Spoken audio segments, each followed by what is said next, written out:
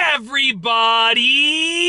I'm here today to talk to you about dealing with emergency vehicles. In this simple driving lesson, I'll be going over the basics of dealing with emergency vehicles. Now, this is important to know what to do and how to do it, simply because if there's an emergency vehicle around you and they have their lights and sirens on, then that means that there's an emergency and you have to do the right thing to let them through. Without further ado, let's get right into the video. That's all that I know. All right, enough rhyming, all the timing. Let's get right into it. Basically, the main goal when you are dealing with emergency vehicles is to move out of the way. And this is where people are confused, okay?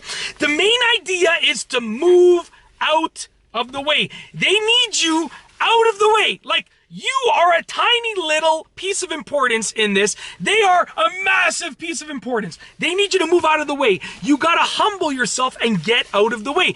Basically, they need you to move out of the way so they can have enough space so that they can move freely. Now, the first thing, the most ideal thing that you can do is pull over on the right-hand side. So, for instance, you would signal right, okay? Or, I mean, I'm assuming that you're driving on the right side of the road like I do.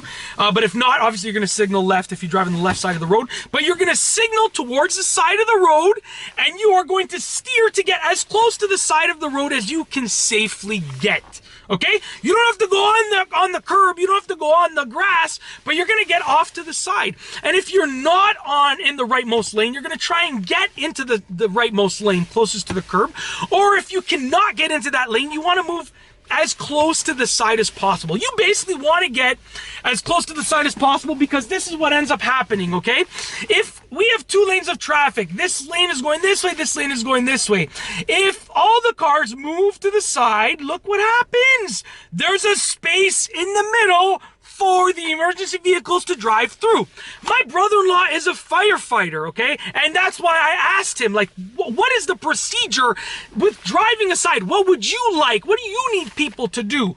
Not as a driving instructor, as a firefighter, he told me that we need them to move to the side so we can go right through. We can move freely. Now, if you cannot pull over, this is where people either lose points on the driving test or they just mess up in real life, okay? If you cannot pull over fully, let's say you can't pull over, okay? You want to get as close to the side as possible. Now, let's say you are in a one-off situation, a very weird situation, where you cannot go to the side of the road. Let's say you are in the left-hand turn lane or in the center lane waiting to turn, okay? And there's like an emergency vehicle approaching and you cannot move over fast enough. What do? I'm gonna tell you what you gotta do.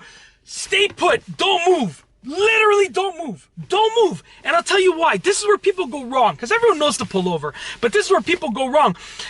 If you don't move, the fire truck, the ambulance, the police car, whatever emergency vehicle it is, they will go around you. Let's say you're stuck in the center turning lane and you're right in the center. Both sides have pulled over. Okay, so there's a big gap, but you're right in the middle of that gap.